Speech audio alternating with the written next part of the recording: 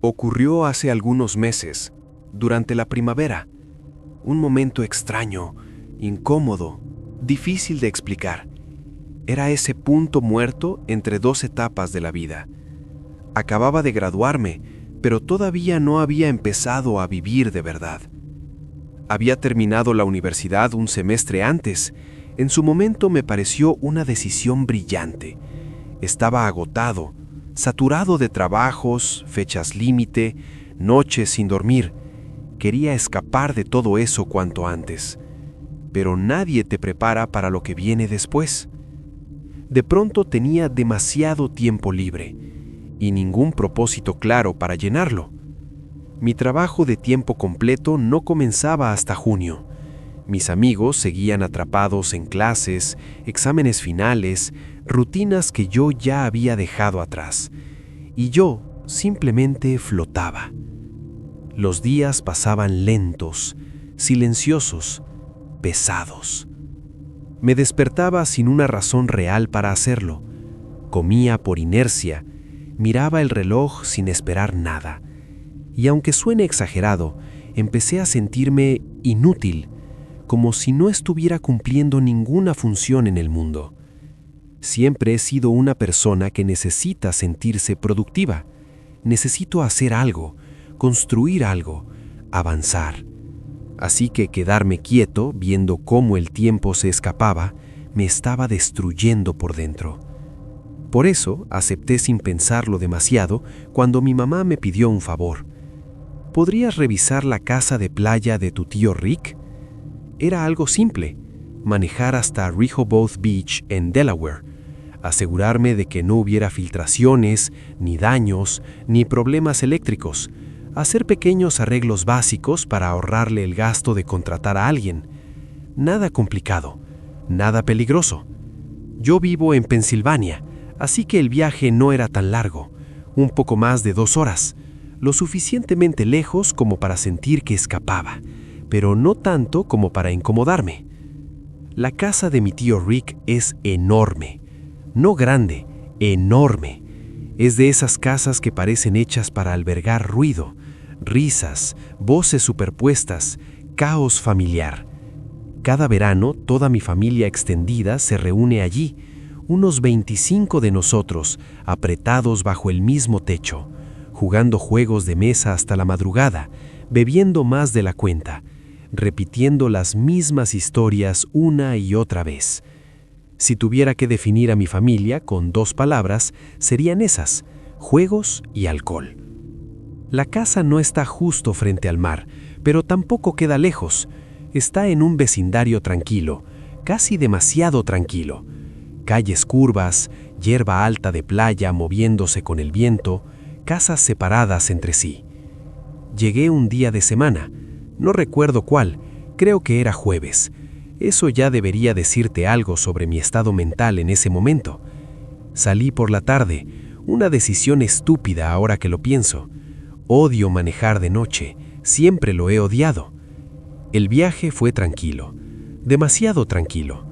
Cuando llegué, todo parecía normal, silencioso, sí, pero normal. Abrí la puerta principal y entré. El aire dentro estaba frío, estancado.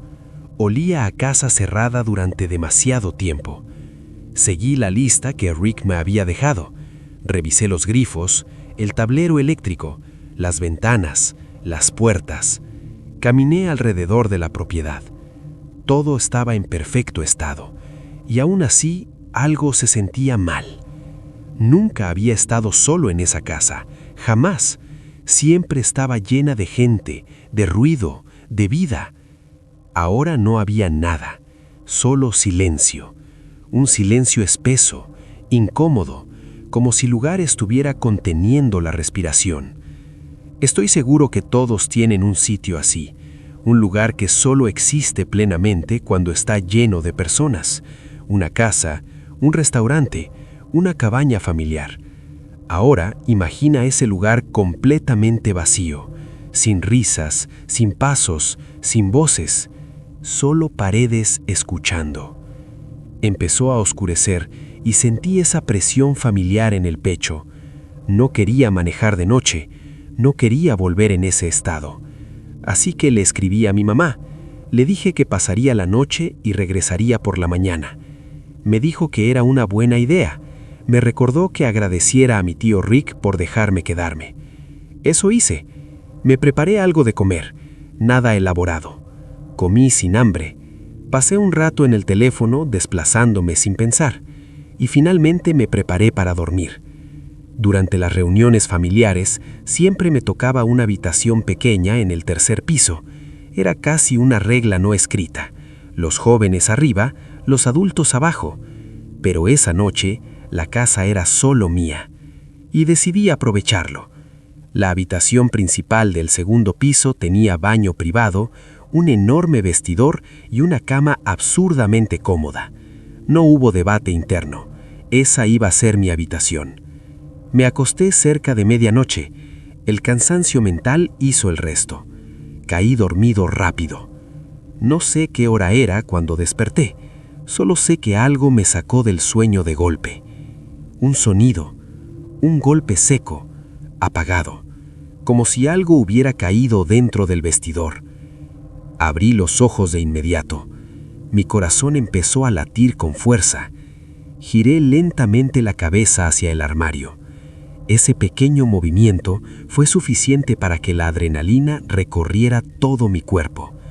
Mi mente estaba completamente despierta, pero mi cuerpo no quería moverse.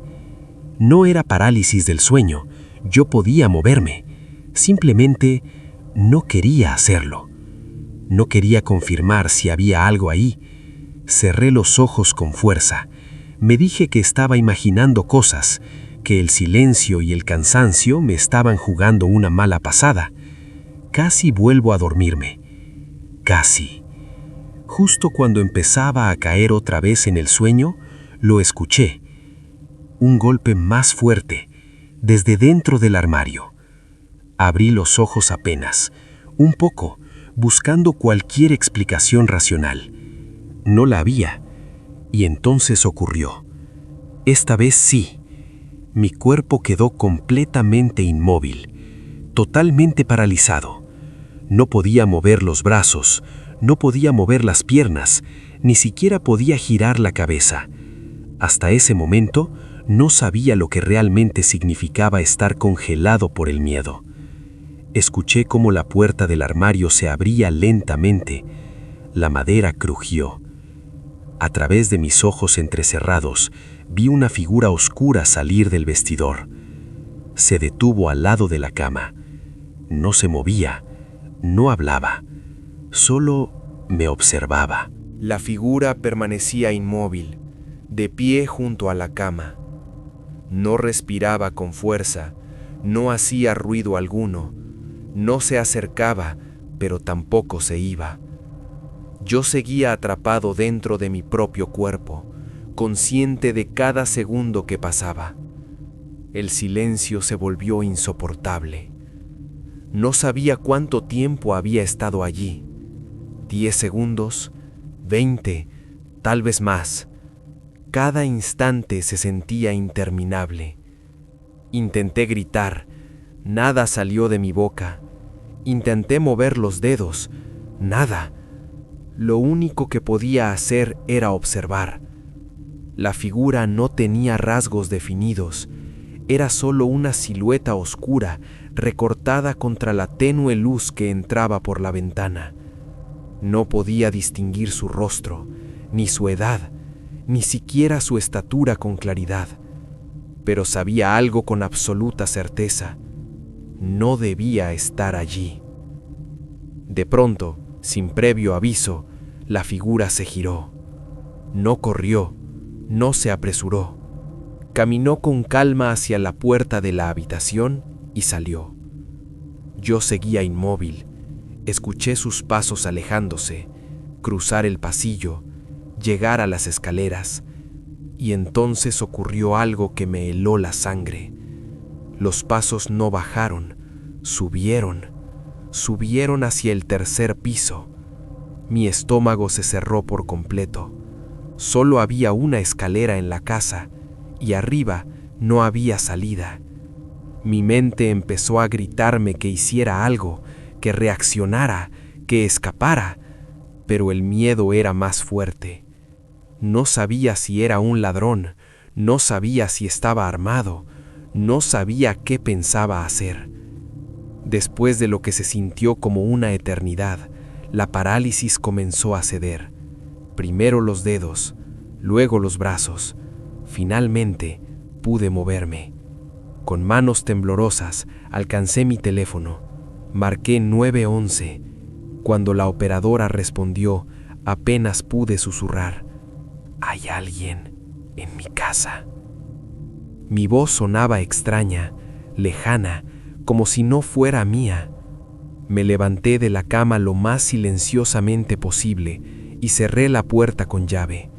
Luego me senté en el suelo, apoyando la espalda contra la cama. Esperé.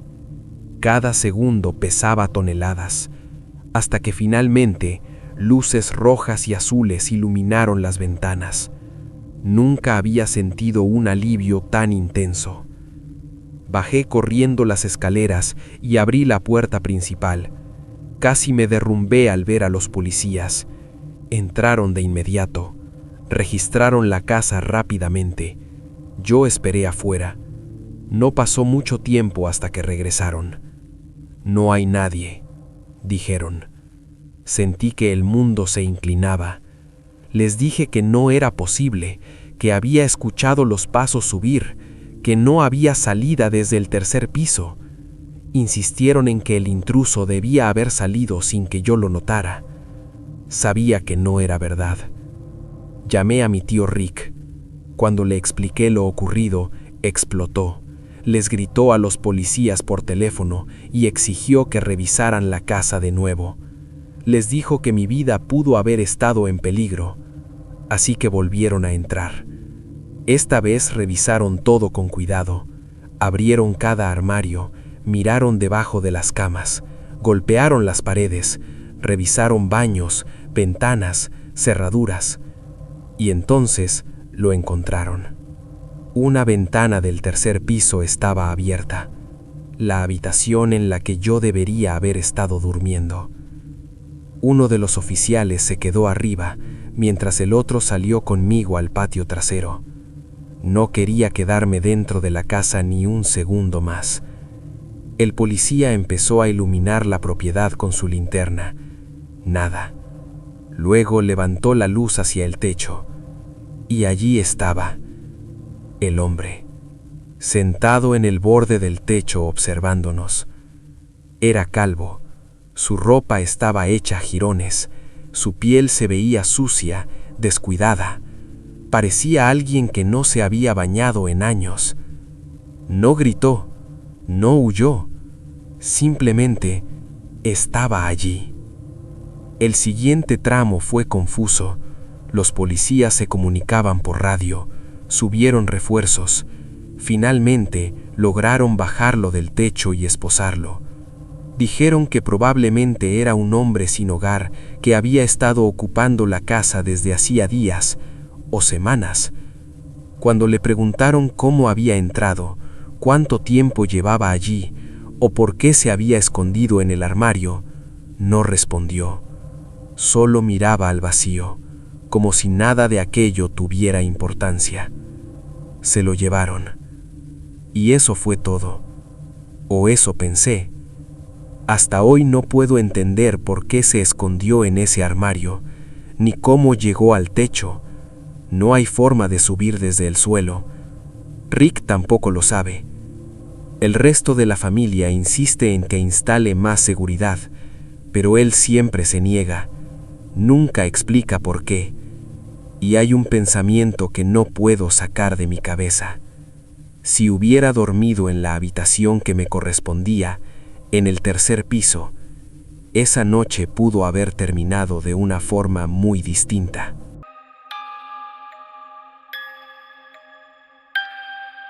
Esto ocurrió hace algunos años, cuando tenía 22. Había pasado el último mes viviendo nuevamente en la casa de mis padres después de graduarme de la universidad, y honestamente, mi vida era casi perfecta. Tenía un buen trabajo esperándome. Casi no tenía gastos. Dormía en la misma habitación en la que había crecido. Comía bien, dormía bien, tenía ahorros. Sabía que era afortunada. Nunca lo di por sentado. Pero no todo era tan simple como parecía. Siempre he sido una persona bastante estructurada. No soy lo que la gente llama una chica fiestera. No me emborracho, no voy a clubes, no dejo que los hombres tomen decisiones por mí. Así me criaron. Mi rutina era casi siempre la misma. Me despertaba, tomaba café, iba a trabajar, entrenaba, leía un poco por la noche y dormía. Los fines de semana los reservaba para caminatas, pequeños viajes por carretera o juegos de mesa. Y estaba bien con eso. Hasta que un viernes cualquiera, mi amiga más cercana de la universidad, Lindsay, me llamó. Me invitó a pasar unos días en la casa de playa de su familia. Nunca había ido, pero por cómo hablaba de ella sonaba como un sueño, tranquila, aislada del turismo, con acceso a una playa privada. Para decirlo sin rodeos, la familia de Lindsay es absurdamente rica. Creo que ambos padres eran neurocirujanos, así que sí, mis expectativas eran altas. Y aún así, cuando llegamos, me quedé sin palabras. La casa no parecía una casa, parecía un búnker moderno, minimalista, fría, imponente.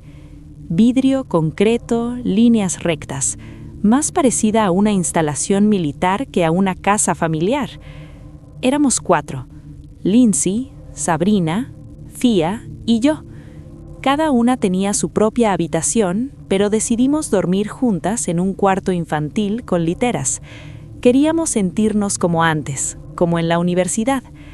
Esa primera noche decidimos no hacer nada demasiado loco.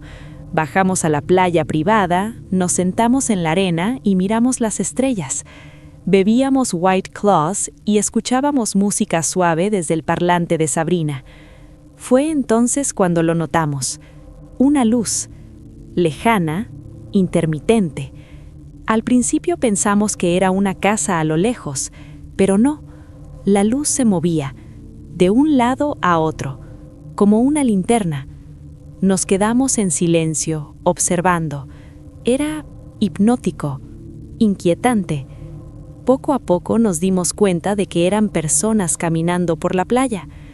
3, tal vez 4. Escuchamos risas. Eso nos relajó. Uno de ellos gritó un «hola» amigable. Parecían chicos de nuestra edad. Se acercaron. Eran 3 hombres, atractivos, relajados. Ese típico look de chico de playa. Mis amigas estaban encantadas, especialmente Thea. Se sentaron con nosotras, bebimos, reímos. La noche se volvió cómoda, demasiado cómoda. Después de un rato nos invitaron a su casa. Yo estaba cansada, de verdad cansada, así que decidí volver sola. Mis amigas querían seguir. Les dije que se divirtieran. Regresé caminando por la playa, me duché y me acosté. Pensé que esa sería toda la historia. Me equivoqué. Poco después de las 3 de la mañana, mi teléfono empezó a sonar. Era FaceTime. Lindsay. Contesté medio dormido, y entonces la escuché gritar. Me dijo que Thea y Sabrina habían sido secuestradas y que necesitaba que tomara su auto de inmediato. Sentí cómo el miedo me atravesó el cuerpo. Me vestí sin pensar, corrí escaleras abajo. Ella ya había llamado a la policía. Me guió paso a paso para salir con su auto. Me dijo dónde estaban, y aceleré. No había nadie en la carretera. Iba demasiado rápido. Entonces vi un auto que coincidía con la descripción. Llamé a la policía y los seguí. Conduje sin pensar. No sentía las manos, no sentía el cuerpo. Solo veía la carretera iluminada por los faros y escuchaba la voz de Lindsay en mi cabeza, repitiendo una y otra vez lo mismo. No cuelgues, no cuelgues. Me dijo que estaban a unas 10 casas hacia la izquierda, siguiendo la playa, que el auto era una SUV oscura, que había salido hacía apenas unos minutos. No había ningún otro coche en la carretera. Ninguno. Aceleré más de lo que jamás había acelerado. Sabía que era peligroso, pero en ese momento no importaba. Después de un par de minutos que se sintieron eternos, lo vi. Un auto avanzando lento en la distancia. Coincidía perfectamente con la descripción. Colgué con Lindsay y llamé a la policía. Les dije dónde estábamos. La operadora me pidió que mantuviera distancia, que no hiciera nada imprudente. Así lo hice. Lo seguí desde lejos, con el corazón golpeándome en el pecho. Y entonces aparecieron las luces. Luces rojas y azules más adelante. El auto no intentó huir, no aceleró, no se desvió. Más tarde entendí por qué. Probablemente pensaron que era un control cualquiera, que no tenían nada que temer. Yo me detuve a un lado de la carretera. Lo que ocurrió después fue caótico. Los policías bajaron de sus patrullas con armas desenfundadas, gritaron órdenes, sacaron a los 3 hombres del vehículo uno por uno, los tiraron al suelo, los esposaron. Yo observaba todo desde el auto, sin poder moverme. Entonces, uno de los oficiales caminó hacia la parte trasera de la SUV, abrió el maletero y allí estaban, Tía y Sabrina, atadas, golpeadas, aterradas. Nunca voy a olvidar sus rostros. Nunca. Las sacaron de inmediato y pidieron asistencia médica. Yo bajé del auto y apenas pude mantenerme en pie. Pero lo peor vino después. Días más tarde, cuando todas estuvimos juntas de nuevo, Lindsay nos contó exactamente lo que había pasado. Después de que yo me fui a dormir, ellas siguieron bebiendo. Lindsay fue la única que se mantuvo relativamente sobria. En algún momento los hombres sugirieron irse a dormir. Dividieron el grupo. Lindsay decidió volver sola a la casa. Uno de los hombres se enfureció. No porque ella se fuera, sino porque no accedió a quedarse con él. Discutieron, le gritó, la echó de la casa. Ella se fue, pero olvidó su bolso. Cuando regresó, vio la escena. Los hombres estaban metiendo a Tía y Sabrina a la fuerza al auto. Llamó a la policía y luego a mí. Eso fue lo único que marcó la diferencia. Más tarde supimos la verdad completa. La casa en la que se hospedaban no era suya. Pertenecía a una pareja mayor que estaba fuera del país. Los hombres no solo estaban borrachos, tenían antecedentes y planes.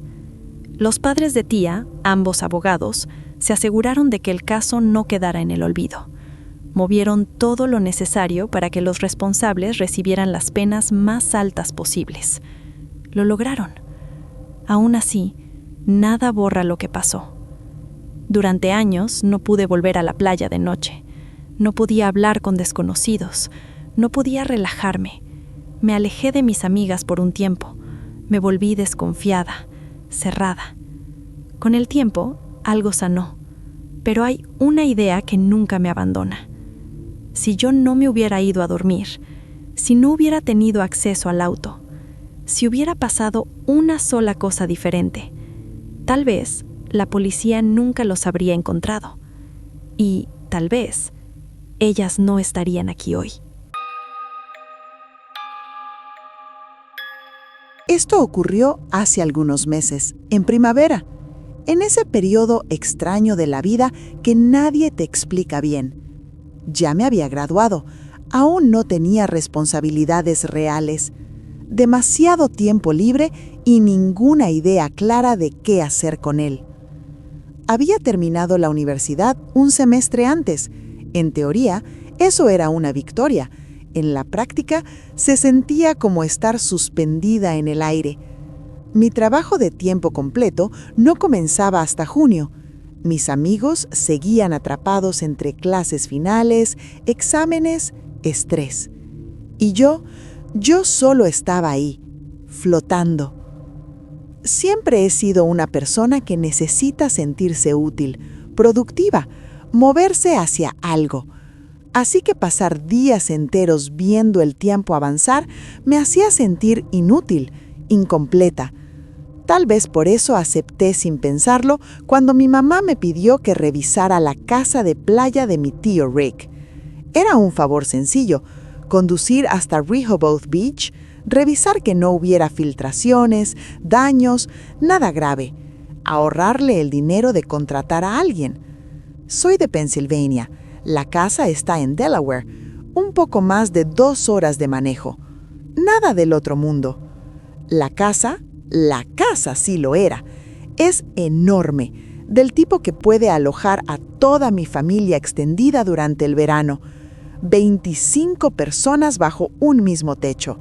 Juegos de mesa, alcohol, risas, caos. Siempre había ruido ahí. Pero esa vez, no. La casa no está exactamente frente al mar, pero tampoco lejos. Está en un vecindario tranquilo, rodeado de pasto alto, caminos sinuosos, silencio. Llegué una tarde cualquiera. Ni siquiera recuerdo qué día era. ¿Jueves? ¿Miércoles? El trayecto fue tranquilo. Demasiado. Entré, seguí la lista de Rick, revisé grifos, interruptores, recorrí la propiedad.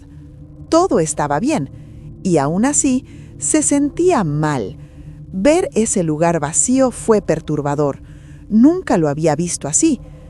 ¿Conoces ese sitio que solo existe cuando tu familia está ahí? Que cobra vida con ruido, desorden, voces. Ahora imagina ese mismo lugar vacío, silencioso, como si nadie hubiera estado ahí en años. Era tarde y odio manejar de noche. Así que le escribí a mi mamá y le dije que me quedaría a dormir. Me dijo que era buena idea. Esa noche cené algo rápido, miré el teléfono, me preparé para dormir. Durante las reuniones familiares siempre me tocaba uno de los cuartos pequeños del tercer piso, pero esa noche la casa era solo mía, así que elegí el dormitorio principal del segundo piso. Baño privado, closet enorme, una cama absurdamente cómoda. Me acosté cerca de la medianoche y me dormí. No sé qué hora era cuando desperté. Solo sé que algo me sacó del sueño. Un sonido. Venía del closet, como si algo hubiera caído. Giré apenas la cabeza para mirar. Ese simple movimiento hizo que mi corazón se disparara. Mi mente estaba despierta, mi cuerpo no. Podía moverme, pero no quería. No quería descubrir si había algo ahí. Cerré los ojos, me dije que estaba imaginando cosas, y justo cuando empecé a volver a dormirme, lo escuché otra vez. Un golpe apagado, desde el closet. Esta vez no fue imaginación, y entonces ocurrió. Mi cuerpo se congeló por completo. No podía moverme, ni un dedo, ni respirar profundo. No era miedo común, era parálisis real. Escuché cómo la puerta del closet se abría lentamente. Con los ojos apenas entreabiertos, vi una silueta oscura salir. Un hombre. Se quedó parado al lado de la cama, observándome. No sé cuánto tiempo pasó. ¿20 segundos? Una eternidad. Luego, sin decir una palabra, se dio la vuelta y salió del cuarto. Lo escuché caminar, pero no bajó las escaleras. Subió hacia el tercer piso. Mi estómago se cerró. No había salida ahí, y yo estaba sola. Me quedé inmóvil durante varios segundos después de que los pasos desaparecieron. No me atreví a respirar con normalidad. Mi mente gritaba. Mi cuerpo no respondía. Hasta que, poco a poco, logré mover los dedos. Luego la mano. Después el brazo. La parálisis se rompió de golpe, como si alguien hubiera cortado un hilo invisible. Sin hacer ruido, tomé mi teléfono de la mesa de noche y marqué 911. Cuando la operadora respondió, apenas pude susurrar: «Hay alguien en mi casa». Cada palabra me costaba un esfuerzo enorme. Me levanté de la cama con cuidado extremo y giré la cerradura de la puerta del dormitorio. El clic fue suave, pero para mí sonó como un disparo. Luego esperé. Los minutos se estiraban. Cada sonido de la casa me hacía pensar que iba a volver. Finalmente, luces rojas y azules iluminaron las ventanas. Nunca un color me había dado tanto alivio. Bajé las escaleras casi corriendo y abrí la puerta principal. Sentí que las piernas me fallaban cuando vi a los policías. Entraron de inmediato. Yo me quedé afuera. Escuché pasos, puertas abrirse, radios crepitando. No tardaron mucho. Cuando regresaron, me dijeron que la casa estaba vacía, que no habían encontrado a nadie. Sentí que el mundo se inclinaba. Yo había escuchado esos pasos, había visto esa figura, no se había ido.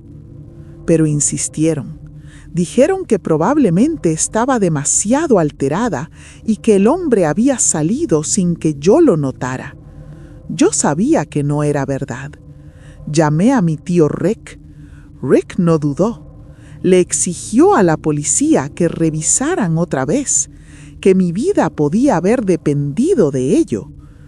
Esta vez la búsqueda fue diferente. Revisaron cada habitación con cuidado obsesivo. Abrieron closets, miraron debajo de las camas, golpearon paredes, revisaron baños. Fue entonces cuando lo encontraron. Una ventana del tercer piso estaba abierta, el cuarto donde yo debería haber dormido. Uno de los policías bajó por la parte trasera de la casa y comenzó a revisar el exterior. Yo fui con él. No quería quedarme adentro. Iluminó el terreno. Nada. Luego alzó la linterna hacia el techo y allí estaba, sentado, mirándonos, un hombre calvo, sucio, con ropa desgastada. Parecía que no se había bañado en semanas. No intentó huir, no gritó. Solo nos observaba con una expresión vacía. Todo lo que siguió fue borroso. Radios, órdenes, esposas. La policía dijo que probablemente era un hombre sin hogar que había estado ocupando la casa durante días, tal vez semanas. Cuando le preguntaron cómo había entrado, cuánto tiempo llevaba allí y por qué se había escondido en el closet, no respondió. No dijo nada, solo seguía mirando al vacío. Se lo llevaron, y eso fue todo. Nunca supe cómo entró, nunca supe por qué eligió ese closet, nunca supe cuánto tiempo llevaba allí. Mi familia insistió en que Rick aumentara la seguridad de la casa. Nunca lo hizo. Lo que sí sé es esto. Si hubiera dormido en la habitación que me asignaban siempre, si no hubiera tomado esa decisión mínima, esa noche habría terminado de otra forma. A veces no es intuición, no es destino, no es suerte. A veces es solo la habitación que eliges para dormir.